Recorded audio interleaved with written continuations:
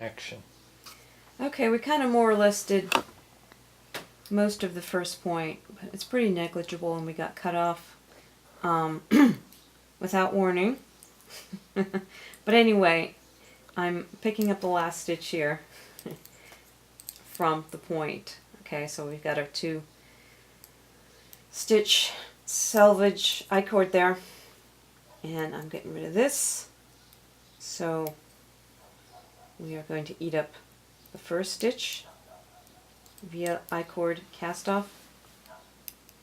Knit 1, slip slit knit these 2, though to me I always want to just call it knit 1. Okay, and now this next thing we're doing here is technically just working your way across. Anyway, let me just do like this. Alright, though it's basically an I-cord cast off. You almost don't need to think about it too much, but anyway. This guy, get these 2 together, yarn over. Oh, that's right, there's a mistake in there. That's supposed to be slip slip knit. Sorry about that. I forgot to fix that. Okay. But anyway, yeah, yarn over after that, and 1 more. This is the first repeat. So yeah, slip slip knit, knit 1, and that's your center stitch. Knit 2 together, though for me that's always slip slip knit. Can you understand why I always get my notation a little wrong there? Okay, slip slip knit, knit 2 together, and instead of knitting the last loop, we add a backwards loop. Okay, and work our way back.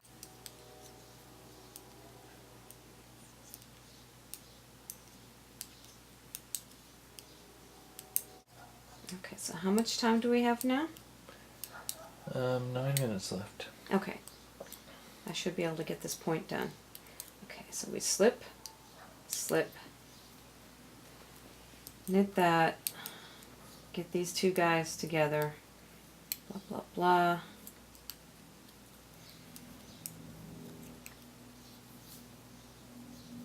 Yarn over, central double decrease. I guess I should X off the previous rows there.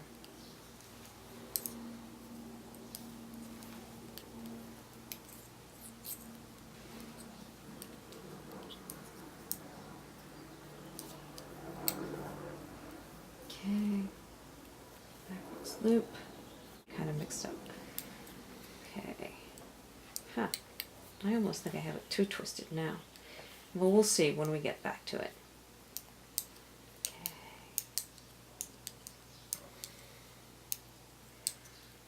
Okay. I feel less verbal than I did yesterday. Over. Oh, okay, slip, slip.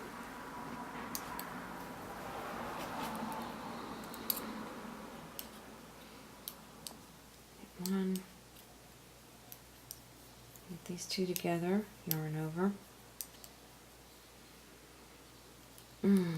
Slip, slip, knit.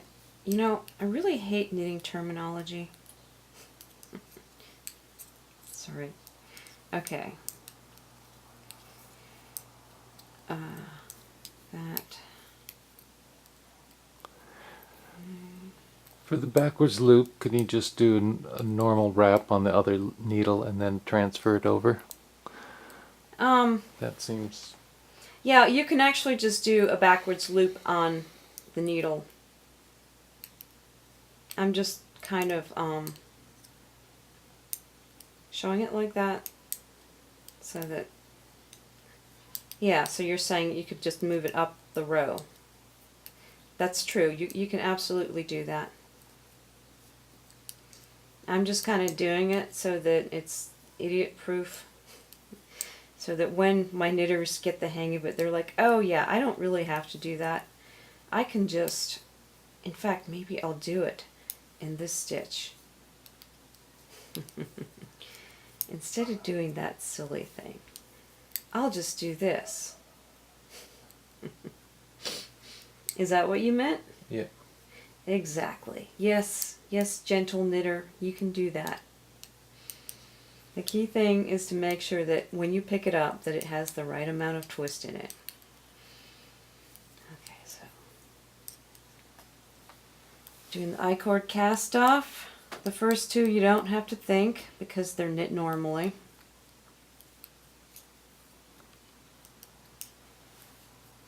But when you get to these backward loops, you have to make sure it's not just an X, it should be one more than an X. Okay, so that's good. I think one down the line here has too much twist. So anyway, we're eating up our first backward loop. This guy looks right, doesn't it? Mm-hmm. Okay.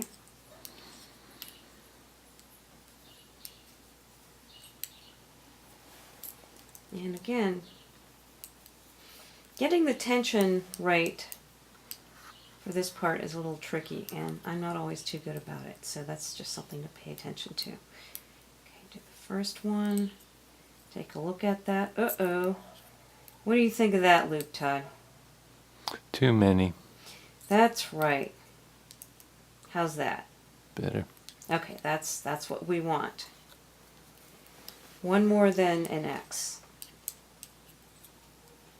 It's like, what would that be? I was thinking, what could it be? All right, this one has too many. So we'll make it one less. That's good.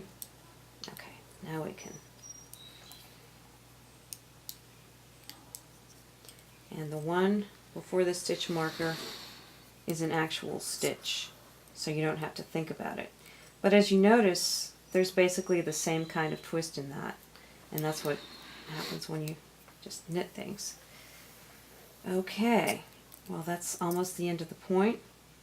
I mean, that is the end of the point. And on to the next. Let's see, how are we doing for time? 4 minutes. 4 minutes. Okay. Well, let's see. I'll tell you what. I'll begin the setup of the next one. You saw that I did the I-cord cast off for the first stitch, and this technically is not the I-cord cast off. It's the beginning of the next row. And see, I want to do a segment on the final point. So I'll tell you what. I think we have enough material on this one. Don't you think? Mm-hmm. Let me just show you what it looks like here. You notice the way the backwards cast off or cast on is looped like that? It's the same as the actual knit off thing, and it echoes the rows below. Now it looks like my tension there is a little loose, like my backward loops should be tighter, and that's something to bear in mind. That's my tendency. It might not be yours. So when you do this and you do your backward loops, you might want to make them a little bit tighter than I did. Okay, you can stop it. Action. Alright, I'm finishing up the second point, and this time I made sure that my backward loops were a little bit tighter, and I think that that will result in better tension. But I just thought I'd show you the end of climbing the steps, as I like to call it. There we go, the final central double decrease on top. And here we have the loop. Not an X, but that. It's weird how it still needs one more twist, but again, I'm making it a lot tighter than I was before, and I think that that will be better. Okay, so now we're on to the I-cord cast off, starting with the top of the point. Okay, that's the last right yarn over has been eaten up. Now the center stitch, and now I cascade down, picking up the backward loops. And yes, I think that that tension's better. It's better when you do your backward loops to kind of make sure that they're pretty tight. At least if you're using weirder honking knitting needles like mine, which I normally don't use, that's probably a good idea. Yeah, that looks much better, doesn't it?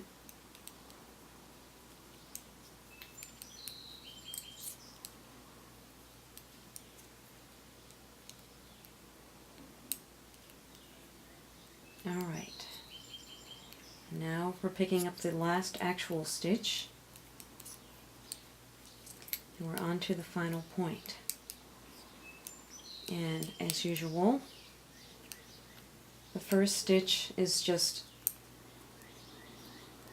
a straight up I-cord cast off, but the next one is technically the beginning of the next row. And so we go. So let's see, this is that stitch, the yarn over this guy. Now we're going to do the center of the final point. And I guess that is technically knit two together, yarn over. Now instead of doing a backward loop, it is turning into a two-stitch reducing selvage. So there we go.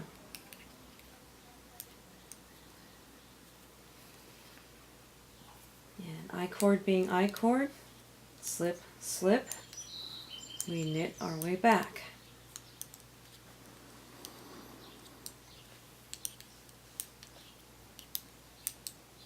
Till we get to the final two stitches, slip, slip, knit the first, slip, slip, knit the second, yarn over, and we just have a central double decrease here because it's a little bitty point. I almost should have made the demo first and last points bigger, but I didn't. So anyway, yarn over, as you can see, knit the two together, knit the last stitch, slip, slip, oops, knit, knit, knit. And now, basically, we're just doing 3 I-cord cast-offs here. So slip, slip, knit one, slip, slip, knit these two together, slip, slip, knit one, knit these two guys together. And at this point, you could actually Kitchener stitch these 5 stitches together, or you could,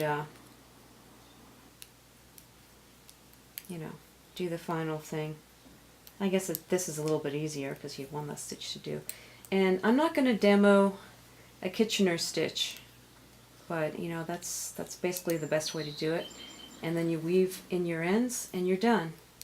But anyway, since I'm not doing that, I mean, I'm just assuming you know how to do that. These are pretty much all the techniques you need to know.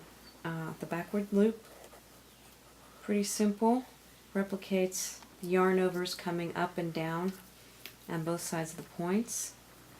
I guess you need to remember to maybe make them tighter than this. And let's see, is there anything I'm forgetting, Todd? Nope. Alright, I feel a little hazy today, but I think that's it. And again, let's see, I-cord, 2-stitch I-cord, looks like that. You just have a front and a back that are knit on both sides. Whereas with a 3-stitch, it kind of covers 3 sides. And da, da, da.